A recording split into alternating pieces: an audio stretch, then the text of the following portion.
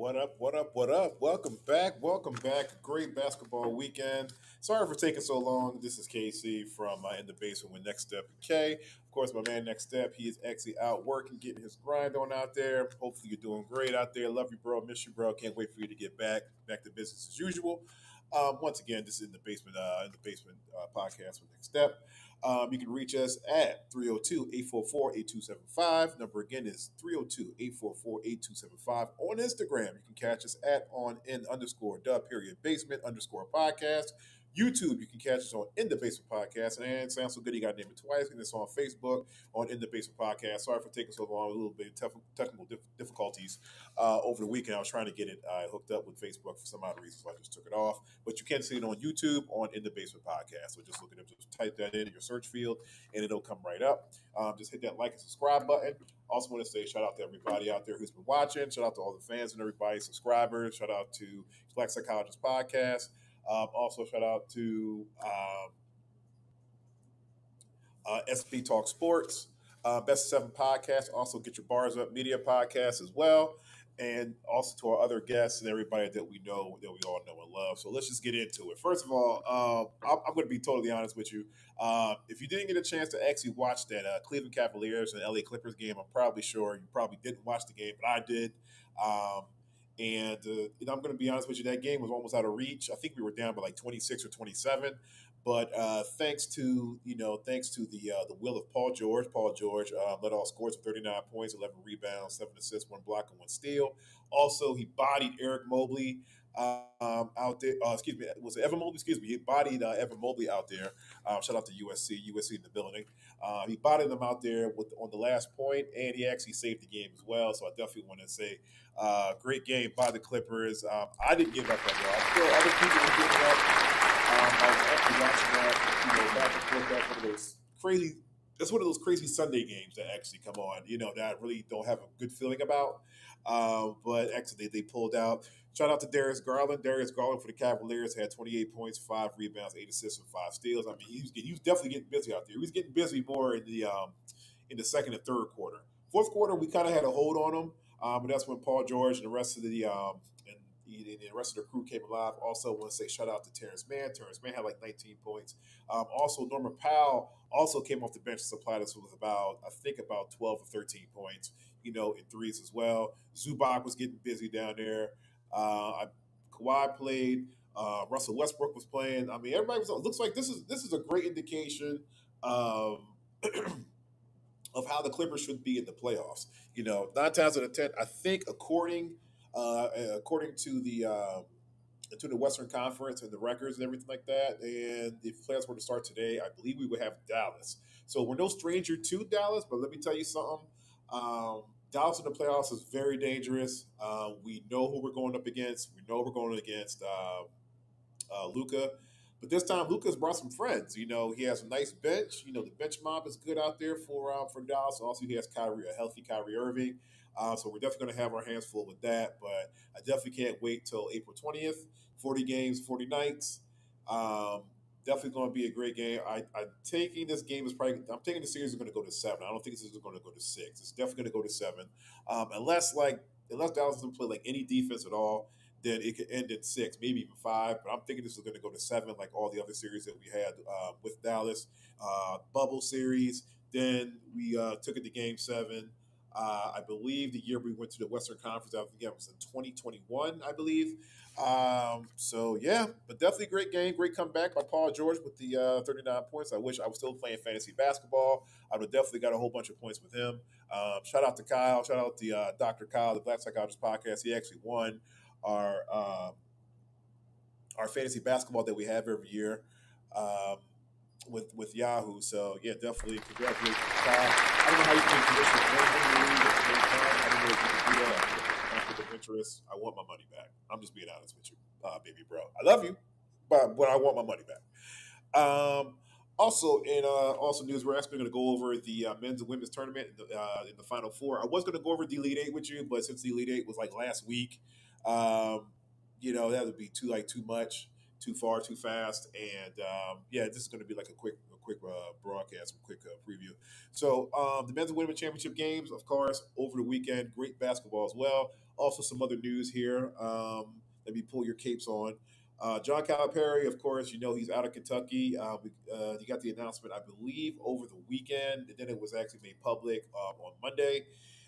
He's out of Kentucky, but he jumped right back into the coaching fray. He has a 5-year deal at University of Arkansas. So, shout out to Arkansas out there. He's definitely going to turn that into a power. I see a lot of kids. I see a lot of kids from the Kentucky band. I see them transferring over. So I don't know what's going to be for Justin Edwards. I don't know what's going to be for DJ. I don't know what's going to be for Shepard and everybody and Reed.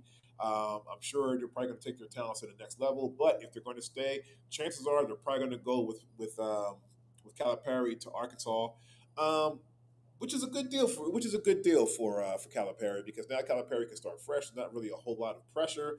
He's still playing the SEC. My thing is, I mean, why go to the SEC? Why go to the same conference? But hey, listen, maybe he has a statement. He has a statement to make. Against Kentucky. So it's Frankenstein's monster. He built Kentucky. He can also take down Kentucky. Also, if you haven't heard, Bronny James, LeBron James' son, who plays at USC, he's also going to be entering the NBA draft and the college transfer portal. So basically, what that means is, uh, if he doesn't, I don't think he's going to get an agent. So I think he's going to probably put his name in the draft to see, where he's going to be. If not, then he'll just go back to college, basically. Just listen. I don't really see anything wrong about going back to college. NIL deals are popping, so listen. What a time to be alive in college. I was actually just watching the. Oh man, I was watching. This is old school too. Like, I was watching the Fab Five documentary um, earlier this morning when I was getting dressed, and I was just watching. I was like, wow. I was like, can you just imagine if the NIL deals were open back then? If they were available back then to get NIL deals, oh my goodness. I mean, I think Chris Webber, Jalen Rose, Juwan Howard, I think they all would have stayed 4 years. They probably would have stayed 5 to get their master's degree. So, um, but yeah, but NIL deals are probably keeping people in school, giving you guys a future. So yeah, but unfortunately, back in the '90s, like you couldn't get NIL deals. You only had your boosters. That was like sort of legal. Um, but yeah, definitely it just takes great memories of like the Fab Five and what they did for college basketball. And people ask, is there ever going to be another like incoming freshman class like that? Like Jalen Rose, Chris Webber, Jimmy King, Ray Jackson, Juwan Howard. I'm saying no because first of all, you got to look at it like this. First of all, you have 5 African American athletes who actually passed the SAT to get into prestigious college like University of Michigan and go to the final. Actually, not go to the Final Four, but go to the championship game twice. Now the first championship game they played against Duke, back to back title winners of Duke. So yeah, they're champions. So you got to respect that. Now the North Carolina game, to be honest with you, I think if they well, back then. I wish it was a 3 game series, but unfortunately, it isn't. It's either win or go home. But but I think from top to bottom, talent wise, I think University of Michigan beats them 9 times out of 10. No disrespect, no shade to that '93 team with like George Lynch and Williams and Eric Montross, rest in peace, and Phelps and everybody. But I think 9 times out of 10, like University of Michigan, like the guard play is good. The defenders, they had great defenders. Chris Webber was a monster, and he could put the ball on the floor. So, and they just came from beating that University of Kentucky team that had Jamal Mashburn and like Jared Prickett and all those guys. The game before, which I think that University of Kentucky team can actually beat that North Carolina team. So I'm not throwing any shade. No shade whatsoever to the University of North Carolina. University of North Carolina has put out endless NBA pros. Some of my favorite pros that they actually put out: Shammond Williams, Vince Carter, of course, Antoine Jameson, Donald Williams. Let's see who else actually played. Of course, Rasheed Wallace, Jerry Stackhouse, Montrose, Brendan Haywood. I mean, the list goes on and on and on. I mean, back then like North Carolina was the NBA factory. Like if you played for North Carolina, you were guaranteed an NBA spot. I don't know if you're going high or not, but you're definitely guaranteed to touch that NBA floor. So shout out to North Carolina. Shout out to everybody. I'm not trying to throw any shade to you guys. I love you guys, but but I still think top to bottom, that Fab Five would have beat you guys if it weren't for that unfortunate event of Chris Webber calling that timeout. I just got a chance to watch some other Chris Webber interviews. It looks like he's actually over that. Looks like he's moving ahead. So it looks like he's pretty satisfied with what's going on. But shout out to Chris Webber. Also, some local news. Justin Moore, friend of the program. Hope if you don't know who Justin Moore is, he's actually the point guard for Drexel. I believe he got. I'm not sure if he got most. You get most improved. I think he got freshman of the year in that conference. Justin Moore, if you don't know, his dad is Malik Moore, definitely friend of the program, definitely good brother. He's going to be transferring to Loyola Chicago, Illinois. If you don't know who they are, that's actually Sister Jean and them. They actually went to the Final Four not too long ago. As a matter of fact, I believe they went in 2018. Yeah, they actually went in 2018. I think they were a number 11 seed, and also Hasir Miller and Haley Van Lith for LSU. Hasir Miller, who plays for Temple. Shout out to New McGrady. They're also going to be entering the transfer portal as well. So definitely good luck to you guys finding a new destination.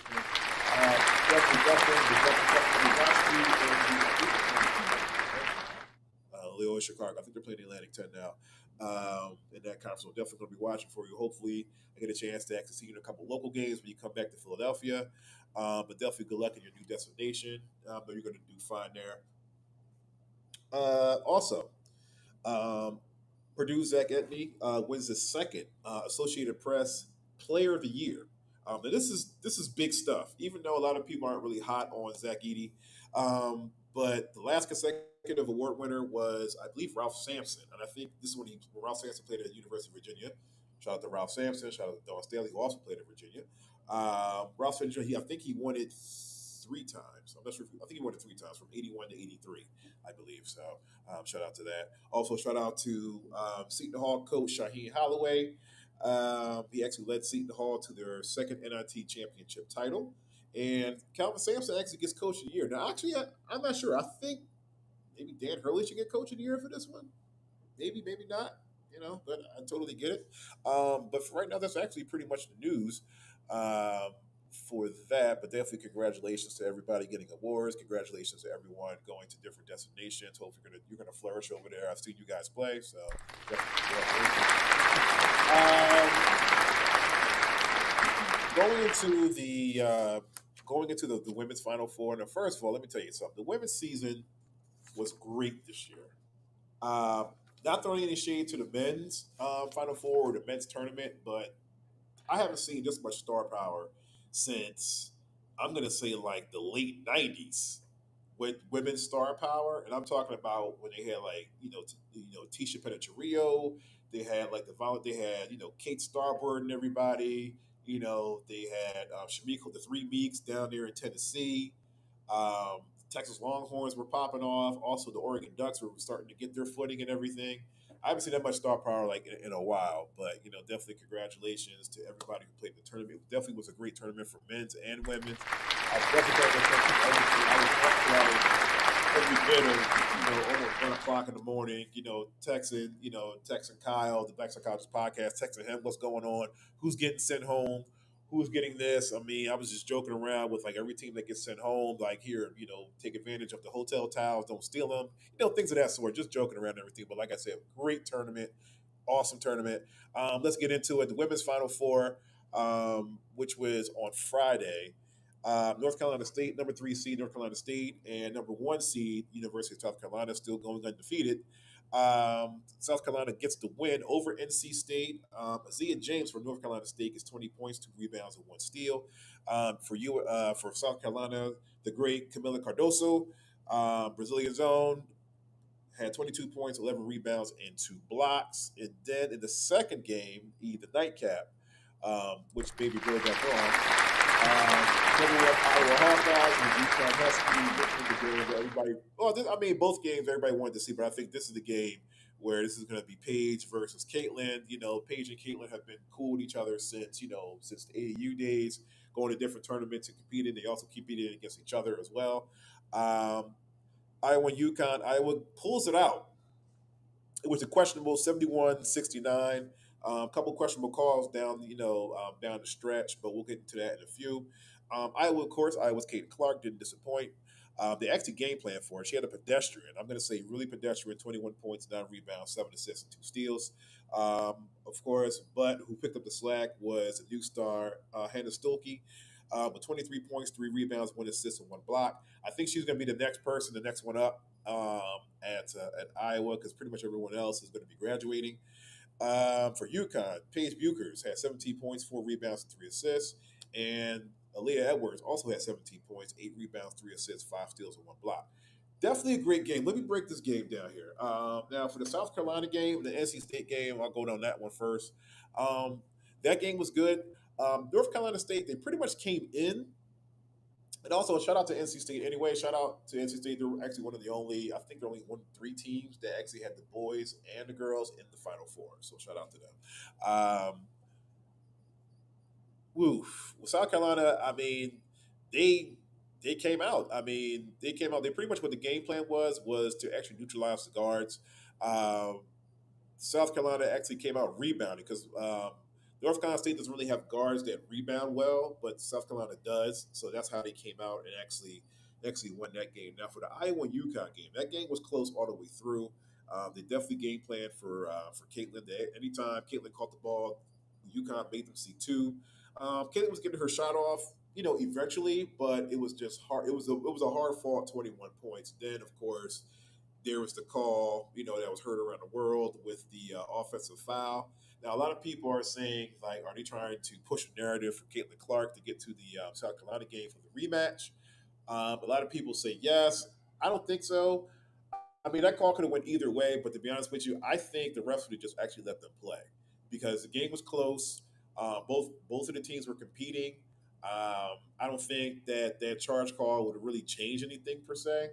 I mean, the only thing it did, it actually just turned into a free throw shooting contest. But to be honest with you, I'm a little iffy on that call. You know, because I'm not sure what would have happened if they didn't make that call. If that screen got through. When I was looking at it, um, when you know when Aaliyah Edwards was setting the screen, um, she was moving her feet a little bit, but to be honest with you, not enough to have a call warranted. That was more of like I'm setting my feet, I'm setting a strong screen because they knew that Caitlin was going to run straight through her. So it's like you're going to have to brace yourself. Keep your feet flat. And she leaned into it. I mean, she leaned into it just a smidge, just a little bit, not really breaking the plane of verticality, but more or less just like maybe the ref saw something that we didn't see. But that's why the refs, they're paid the big bucks. No pun intended. But like I said, Iowa with the win by two, 71-69, taking UConn down. So we're probably going to see a couple of UConn players like in the draft. Can't wait. Now, moving forward to that, to the women's championship that took place on Sunday. This is the game everybody wanted to see, the rematch from last year. Um, number one Iowa versus number one South Carolina. And South Carolina with the win, and they go through the whole season undefeated. Whole bunch of storylines here. They have the storyline for Caitlin Clark. Is she going to finally win a championship in her senior year after pretty much destroying every record in NCAA Division One history? Or is South Carolina going to get back and continue on with their undefeated season? Actually, the latter happened. South Carolina with the win, 87-75. Iowa's Caitlin Clark, she didn't disappoint. 30 points, 8 rebounds, 5 assists, came out blazing. Also, Iowa's Kate Martin had 16 points and 5 rebounds. Um, for South Carolina, Camila Cardoso didn't disappoint in her swan song, getting ready to go to the draft. 15 points, a whopping 17 rebounds, 2 assists, and 3 blocks. And freshman Tessa Johnson with 19 points, 4 rebounds, 1 assist, and 1 steal. So with that, South Carolina's final record would be 38-0. And they actually become the 10th women's team to go undefeated in the season and winning the championship, joining the ranks of like the Baylor Bears, the 2012 Baylor Bears, 97-98 Volunteers for Tennessee with the Three Meeks, the 2009-2010 Huskies. It's just a lot of Huskies on here. I'm going to go run them all down to you. The 2009-2010 Huskies, the 2013-14 Huskies, the 2015-16 Huskies, who pretty much went all the way through until they lost to like Stanford or somebody like that. 94-95 UConn Huskies with Jennifer Rosati and Rebecca Lobo and everybody. The 2008-2009 UConn Huskies with Tarasi.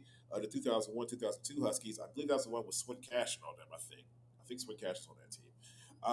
Then also the 1985 to 86 Texas Longhorns. If you're not familiar with that team, that's actually the team that actually beat USC in the tournament. And USC is when they had like Cheryl Miller and the McGee twins and Coop.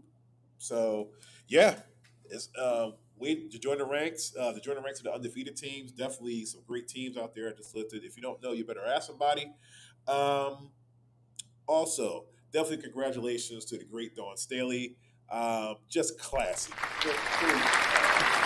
I mean, you can go on there and celebrate and go on how great South Carolina girls are and stuff like that, and they're just bringing it. It's a new era, but her first thing, she thanked, she thanked the Almighty, and then she also thanked Caitlin Clark. She actually gave Caitlin Clark so much praise, in the post game, commentary, and about what she did for women's basketball this year, and how great the tournament was for her. And if it wasn't for a whole lot of star power, including Caitlin Clark, the NCAA tournament for women, the NCAA women's tournament wouldn't be what it was, And South Carolina has something to do with this too, because South Carolina is undefeated. They're just storming through everybody, But I want to say shout outs to everybody. I mean, Texas was great, NC State was great, USC was great with Juju. And keep in mind, most of these girls are all freshmen, with the exception of like Caitlin and a couple others, Cardoso and everybody like that are leaving.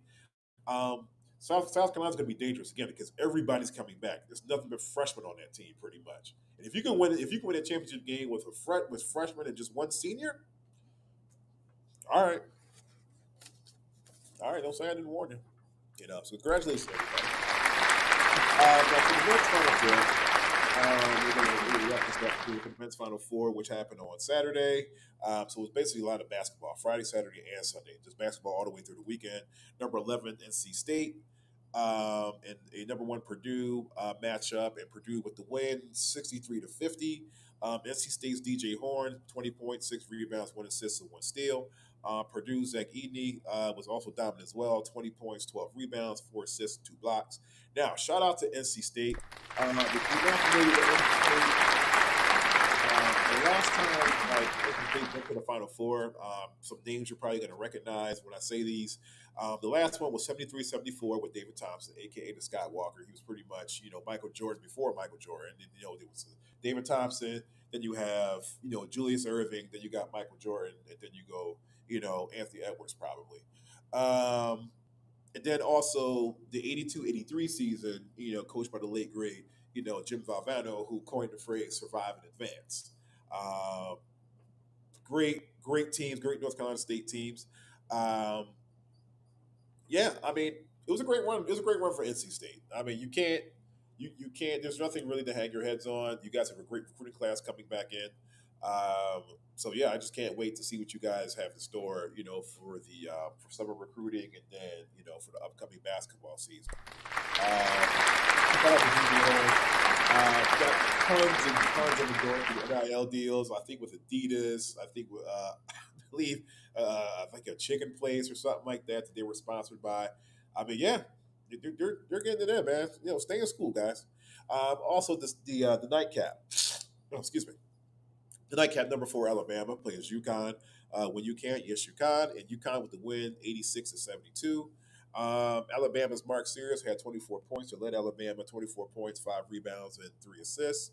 For UConn, Stephon Castle had 21 points, 5 rebounds, 2 assists, and 1 steal. Shout out to UConn, baby. UConn is doing their thing. I was never a UConn fan, but I like the UConn players. That's what it was. I think that's what it was. I was always in love with the UConn players because back in the day, UConn players were known. They were really known for point guards and centers. They were actually known for like shooting guards and small forwards. You know, the Rip Hamiltons, the Ray Allens. I mean, they're not really known for the point guards, even though they had great point guards that came out that program. Kevin Ollie, Kemba Walker, Deron Shufford, name a few. Um, Ryan Boatwright, shout out. But more or less, they were just known for like their shooting guards and swingmen. Shout out Khalid El-Amin too. Shout out another great point guard that came out of UConn. Yep. So that moves them on to the championship game, and in the championship final, two number ones are locking horns, which which I knew which was going to happen. Once Purdue got to the Elite Eight, I knew they were going to the Final Four in the championship game. It's only a matter of time how to get there, basically. Um, and like I said, they didn't disappoint. Um, UConn with the win, 75-60. They went by 15. Zach Edey, he didn't disappoint. Pretty much, listen, he left it all out there on the floor, 37 points, 10 rebounds, 2 blocks. That's what you got to do. Just punch it into him. I don't care if you make or miss it. Like, listen, you're the one that got us here. We're going to win and lose with you. So definitely a great game by Zach Edey. AP Player of the Year twice. You're definitely coming out decorated senior.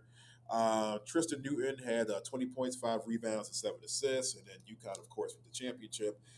They joined the likes of back-to-back, winning college teams such as Duke and Florida as repeat champs. A lot of these other teams got back to the final, got back to the championship game. I remember that Kentucky team back in '97. They got back to the they got back to the championship game. And to be honest with you, if Antoine Walker wouldn't have left, in '96, that great, talented, best draft that I've ever seen in '96, I think if Antoine Walker came back to play in '97, I think they would have won the championship that year. They would have went back to back. I'm just being real. I'm just being totally honest with you, because Antoine Walker, he just supplied like the defense and the experience, and they already had like a stacked roster in '97 anyway. This is just totally sidebar, but definitely congratulations to all the teams in the tournament, men and women. It was a great tournament. Um, Definitely can't wait to see what you guys have in store, especially with the new alignment of the Pac-10 dissolving. Unfortunately, I'm a little sad to see the Pac-10 dissolve, and can't wait to see where you guys are going. Can't wait to see how you guys are going to acclimate yourselves to the different um, conferences that you're going to, whether it's the Big 12 or it's the WAC or it's the ACC or it's the SEC. So I can't wait to see what you guys are going to do. I'm definitely going to be paying attention to you guys. Like I said before, a great tournament, and I'm just going to wrap it up from here. Thank you for listening. Thank you for paying attention. And, if you have any questions, feel free to hit us up. 302-844-8275 on Instagram. You can hit us on Instagram, of course, at _the_basement_podcast. Also on YouTube, you can catch us on In the Basement Podcast and on Facebook, In the Basement Podcast. Sounds so good, you got to name it twice. Once again, this is Casey from In the Basement Podcast. I am your co-host, the half of the great duo, Next Step and K. Next Step, much love for you, man. Get everything together. Love to your family, everybody. I can't wait for you to get back. I see you out there working hard. Shout out to everybody else who's in, SB Talk Sports, the Black Psychologist Podcast. Definitely have some great topics. I definitely want you to listen in. Hit that like and subscribe button for the Black Psychologist Podcast and SB Talk Sports. Also, get your bars up. And also, Best of Seven podcast as well. So this is KC signing off, and I will get to you guys in the weekend for some playoff implications and playoff previews. Have a great one, man. Stay good in this great weather, and keep your head on the swivel. Be good to yourselves out there. Be good.